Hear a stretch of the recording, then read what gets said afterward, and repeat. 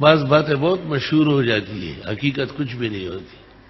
ایک بہت بڑے عالم بیان کر رہے تھے کہ حضرت اسماعیل علیہ السلام زمین میں پڑے ہوئے تھے اور پیر ہلا رہے تھے تو زمزم کا چشمہ نکلا۔ میں نے ایسا ان کی طرف دیکھا، میں نے کہا آپ حافظ الحدیث کے بیٹے اور آپ کے والد واقعی حافظ الحدیث تھے، زندگی بھر میں کوئی غلط روایت بیان نہیں کی، یہ کیا کہہ رہے ہیں آپ؟ بخاری میں موجود ہے کہ جبریل آیا اور اس نے پر مارا اور زمین، ساتویں زمین کا چشمہ اوپر آ گیا۔ اسماعیل علیہ السلام نے کوئی ہاتھ پیر نہیں ہلائے، ورنہ اسماعیل علیہ السلام اتنے چھوٹے تھے، ٹھیک ٹھاک تھے وہ۔ تو بس روایتیں ہیں جو لوگوں کے یہاں پھیل رہی ہیں، اب بے سر و سامان کی روایات پر آگے چل رہی ہے۔ علماء دو وجہ سے بیان نہیں کرتے، ایک لحاظ بہت زیادہ ہے، وہ کہتے ہیں جی خفا ہو جائیں گے مہمان ہیں، اور دوسرا یہ کہ بعضوں کو اطلاع بھی نہیں ہے۔ صحیح علم تک پہنچنا ہر ایک کا کام نہیں ہے۔ چاہتے سب ہے کہ ہو اوج ثریا پہ مقیم، پہلے پیدا تو کوئی کرے ایسا قلب سلیم۔ علم پر جب بھی بیان کریں گے تو کہیں گے علم حاصل کرو گو چین جانا پڑے۔ اس دن اسمبلی میں باقاعدہ یہ بیان ہوئی اور کہا کہ چین میں کیا چیز تھی، یہ کارخانے کا علم، صنعت، ڈگریاں، تو پیغمبر نے کتنا زور دیا ہے کہ چلو مدینہ چھوڑو چین چلے جاؤ۔ انا للہ و انا الیہ راجعون۔ محدثین کا اجماع ہے کہ جھوٹی روایت ہے، پیغمبر پر تہمت لگی۔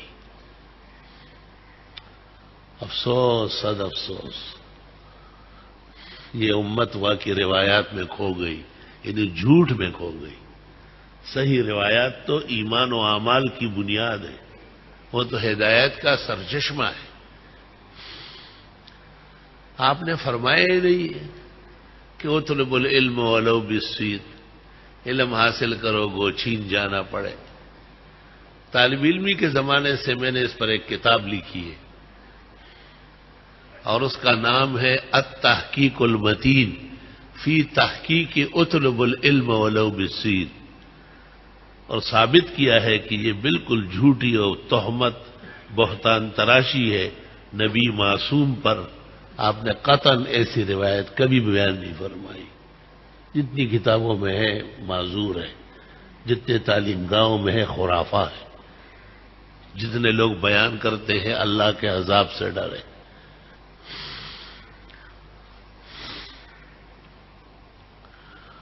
ایسی بہت ساری چیزیں ہوتی ہیں جو چلتی ہے۔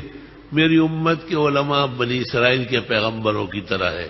قال الزرکشی وابن حجر والدمیری وابن کثیر باطل لا اصل له۔ حدیث کے ائمہ کہتے ہیں جھوٹی روایت، نبی نے نہیں کہا ہے۔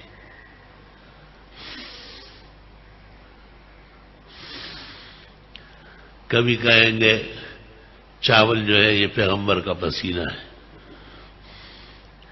اور کبھی کہیں گے علماء جنت کے چودھری ہے۔ یہ سب خرافات ہے، علماء دین نے متفق اس کو رد کیا ہے۔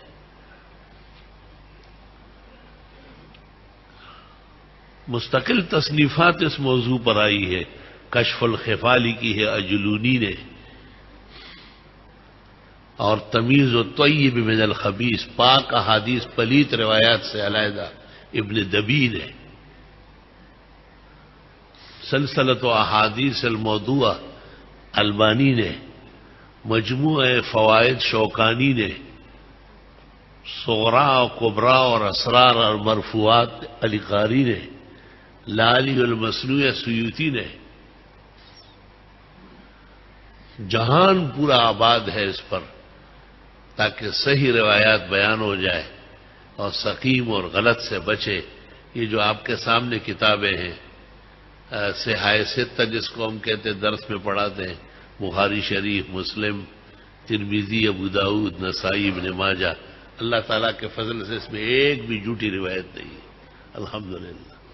اللہ تعالیٰ ہمارے بزرگوں کی قبروں کو نور سے بھرے اور اللہ ان کے ارواح پرفتوح فرمائے۔ کتنا بڑا احسان کیا ہے